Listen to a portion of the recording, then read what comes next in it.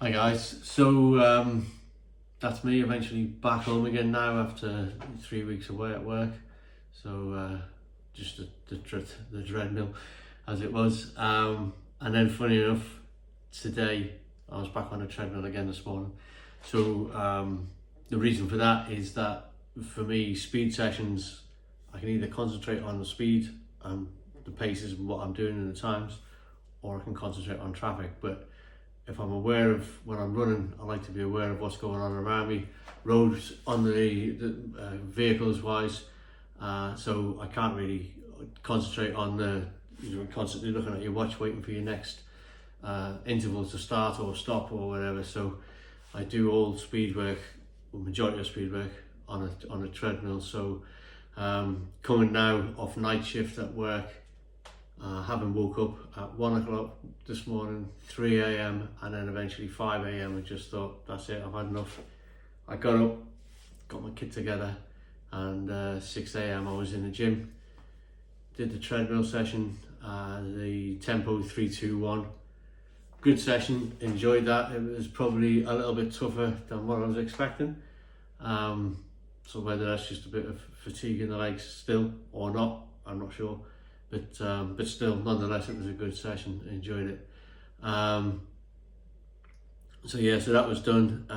Yesterday was my travel day. Was actually a rest day, so I didn't do any running yesterday. The travel is not that much from work. Working in the North Sea on a rig, so it's a 20-minute helicopter flight and then an hour's train to the house. So it's not a big deal. And then I managed to rest for the rest of the day. And that was it. So the run this morning, got that out of the way, and then the part I was looking forward to more than that sort of thing was my first sports massage in, I don't know, about 5 years, but certainly 3 years of good running. So there was a lot of knots, etc. So it wasn't a particularly pleasant experience, but it was one that I enjoyed getting back into, meeting with the girl that did the sports massage, and having a bit of faith in her once she'd done it, getting the idea that she not everybody appears to know what they're doing or whatever sort of thing. It can be a bit of a dubious area, sort of, where a lot of people call themselves a sports therapist or whatever, and maybe they're not quite. So anyway, she knew what she was doing. It was pretty stiff, pain-wise, but not overly painful. If they're doing that, that's wrong as well, sort of thing. So it was good to get it done. My right soleus was really sore, and as were the area quads around the ITB area, again very tight. So but I had to admit to her that I don't do stretching, so which is bad in me, sort of thing. So I don't stretch before, or certainly don't stretch before, and I never have. Stretching a cold muscle just really works against my theories, if you like. I should stretch after, or at least use a roller after the runs when your muscles are warm, sort of thing, and then you can work them and you can reduce any DOMs or stiffness and tension in the muscles, sort of thing. So that's something that I'm going to be working on over the next few weeks, to get back into the habit of doing it, just to try and prolong my injury-free period. So so that was it. The run went really well. A little bit tougher than I felt it was going to be, but again, that was good to do, sort of thing. In the morning, back to a 6.5k easy run, which will be good, and then Sunday is a drop set hill session. So that's similar hills to what I did the last time, if any of you have been watching or sort of thing. So that was the 60-second hills with a 90-second walk over the top, and then jog back down to where you started if you start halfway, because you need to finish at the top of the hill, not midway, because you want to walk it off, so you don't want to still be walking up a steep hill. So judge where your minute is going to take you, halfway down the hill, 3/4 of the way down the hill or whatever, or all of the hill if it's just a short hill. Do that, run over the top, and then walk that off, and then jog back down to your start, turn around and do it again. So it's a repeat of them.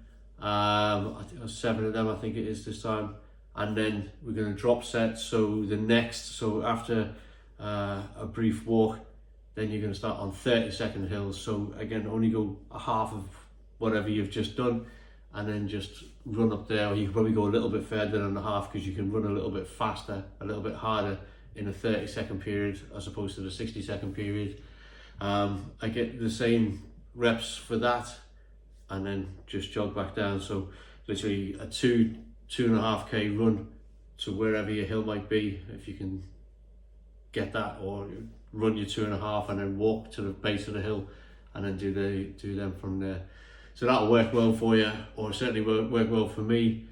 On the local hill, I really need to get to the hill and judge where I'm going to be running from, and then that'll be it. So be doing that, and that'll be followed by Monday is a 12k easy pace run, and then I'm going to do a 6k on Tuesday.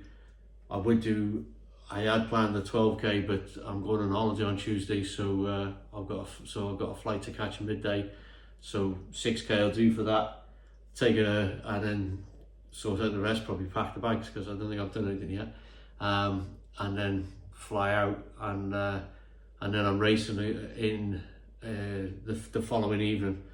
So the 6k will just give me a little bit of active recovery, and then the flight, and the following evening it's a 5k race. So I'll do that only I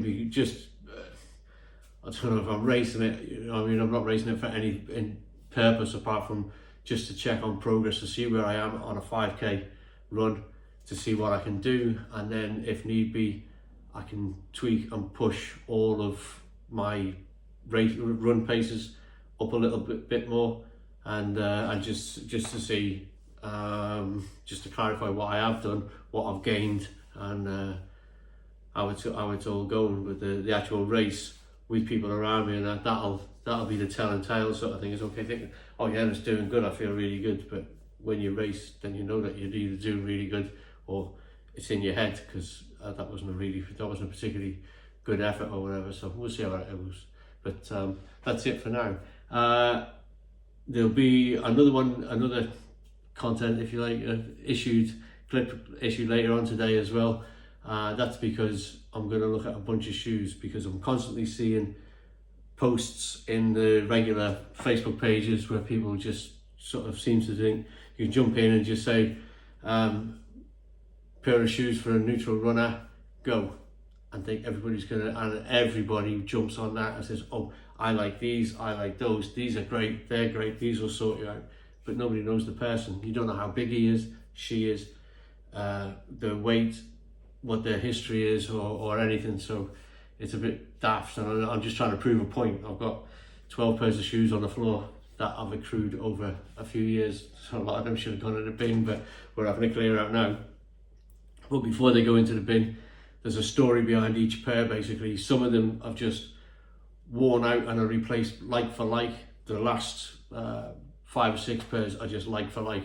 There's a pair that I'm really good with at the moment, but then there are some when you think that they're good, or they are good, and then they stop making them, and that's it. They discontinued them, and you're stuck. And then you've got to look around, and then you'll try this, like a little bit of a run, don't work, get an injury or whatever. They're all different. So it's just to prove that these are all neutral shoes that I don't pronate or supinate or anything like that.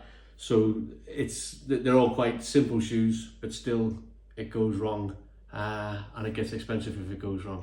So I'll do that in a minute, and I'll bring that one up as well. Thanks.